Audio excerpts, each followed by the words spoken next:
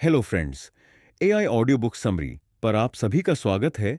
आज हम बात करने वाले हैं the art of not over thinking by Shaurya Kapoor. Book के बारे में ओवर थिंकिंग एक ऐसी चीज है जो किसी न किसी मोड़ पर हम सबकी जिंदगी में आई होती है।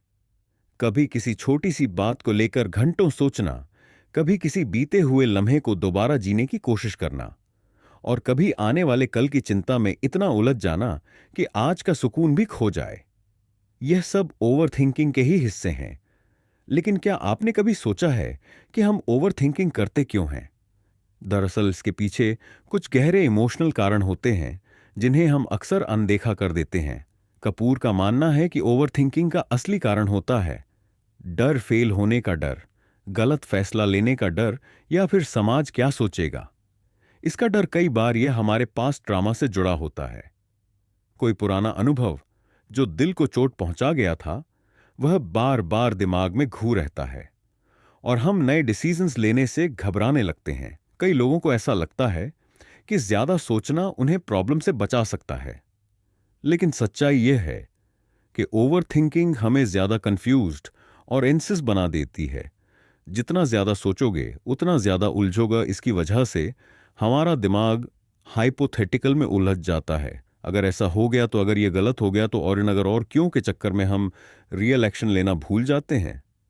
अगर ओवर थिंकिंग से निकलना है तो सबसे पहले सेल्फ अवेयरनेस डेवलप करनी होगी। खुद से पूछो, मैं क्यों इतना सोच रहा हूं? क्या यह सोच सच में जरूरी है या बस मेरा दिमाग एक लूप में फंसा हुआ है? जब आप अपने ट्रिगर्स को पहचान लोगे तो उन्हें रोकना भी आसान हो जाएगा। एक अच्छा तरीका है जर्नलिंग। जब भी आपका दिमाग बेवजह भागने लगे, उसे कागज पर उतार दो। इससे आपको समझ आएगा कि आपके थॉट पैटर्न्स कैसे हैं और कौन कौन से ट्रिगर्स बार बार एक्टिवेट हो रहे हैं। कभी कभी जब हम अपने विचारों को लिखते हैं तो वह उतने बड़े नहीं लगते जितने हमारे दिमाग में थे। यह एक पावरफुल तरीका है खुद को समझने और अपने ओवर थिंकिंग पैटर्न को तोड़ने का। दूसरा तरीका है माइंडफुल प्रैक्टिस करना।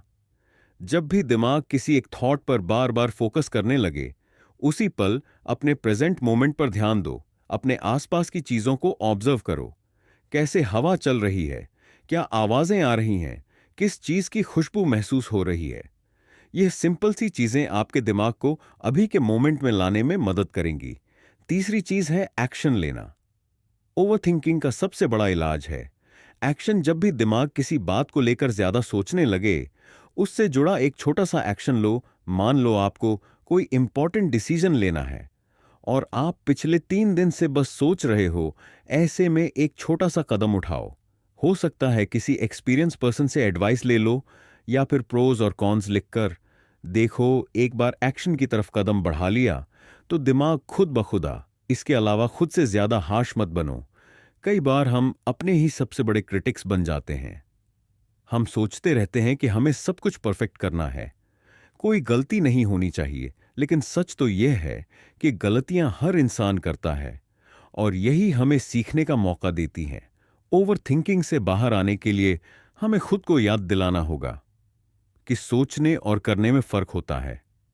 अगर आप बस सोचते रहेंगे तो कुछ नहीं बदलेगा, लेकिन अगर कुछ कुछ करके एक्शन लोगे तो धीरे धीरे ओवर थिंकिंग की आदत कम होती जाएगी। इस जर्नी में पेशेंस बहुत जरूरी है। ओवर थिंकिंग कोई एक दिन में खत्म होने वाली चीज नहीं है, लेकिन अगर आप लगातार सेल्फ अवेयरनेस, माइंडफुल और एक्शन पर काम करते रहोगे तो धीरे धीरे आप इस आदत से बाहर आ सकते हो।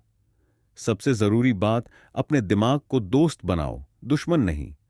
जब भी वह ओवरथिंक करने लगे, प्यार से समझाओ कि ज्यादा सोचने से कुछ हल नहीं निकलेगा, एक्शन लेने से निकलेगा। अक्सर ऐसा होता है कि जब हमें कोई बड़ा फैसला लेना होता है तो हम सोचते ही रह जाते हैं, क्या यह सही रहेगा, कहीं गलत तो नहीं हो जाऊंगा।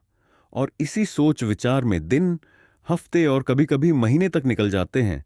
लेकिन असली सवाल यह है कि क्या इतना सोचने से कोई फायदा हुआ? शायद नहीं।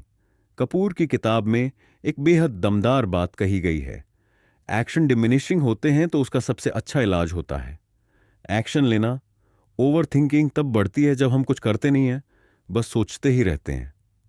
अगर हम चाहे कि कोई परफेक्ट सोल्यूशन मिले तो हम हमेशा फंसे रहेंगे, क्योंकि परफेक्शन एक इल्यूजन है। सोचो, अगर आप स्विमिंग सीखना चाहते हो लेकिन पानी में उतरने से पहले हर छोटी बड़ी चीज पर रिसर्च करने लगो। कौन सा कॉस्ट्यूम सही रहेगा, पानी का टेम्परेचर क्या होगा, कौन सी स्विमिंग टेक्निक सबसे बेस्ट है, तो क्या आप कभी पानी में उतर पाओगे? शायद नहीं। असल में स्विमिंग सीखने का सबसे अच्छा तरीका है बस पानी में उतर जाना और धीरे धीरे प्रैक्टिस करना। यही बात हर डिसीजन पर लागू होती है। जब भी कोई बड़ा फैसला लेना हो तो एक सिंपल टेक्निक अपनाओ। Decision deadline. खुद को एक टाइम लिमिट दो, सोचो, एनालाइज करो, लेकिन एक फिक्स समय के बाद डिसीजन ले लो और फिर उस पर टिके रहो। बहुत बार हम डिसीजन ले भी लेते हैं लेकिन फिर भी उस पर डाउट करते रहते हैं, यार सही किया या नहीं किया, ये बेहतर हो सकता था। लेकिन ये सोचने का कोई मतलब नहीं है। जब फैसला कर लिया तो फिर उस पर भरोसा रखो और आगे बढ़ो। मान लो आपको 2 जॉब ऑफर्स मिले हैं और आप डिसाइड नहीं कर पा रहे कि कौन सा चुनना है। अगर आप इस पर हफ्तों सोचते रहो तो आपकी एनर्जी भी वेस्ट होगी और एंजाइटी भी बढ़ेगी। इसका बेहतर तरीका यह है कि प्रोस और कॉन्स लिखकर एक लॉजिकल तरीके से सोचो, फिर खुद को 1 दिन या 2 दिन का डेडलाइन दो और जो भी बेस्ट लगे उसे चुन लो।